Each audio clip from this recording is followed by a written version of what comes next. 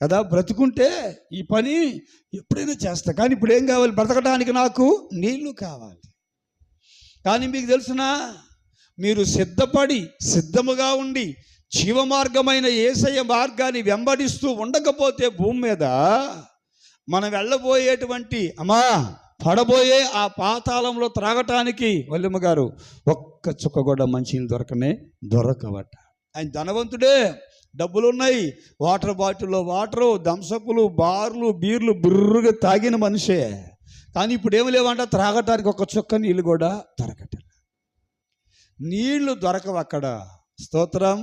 శరీరము, ఆత్మ, వింటున్నారా, ఆ నరకములో అగ్నిగుండములో కాలుతూ కాలుతూ కాలుతూ ఏడుటమే, ఎప్పుడు ఏడవటమే, ఆర్తనాదాలు చేయటమే, కేకలు వేయటమే, కానీ నీళ్లు దొరకవు.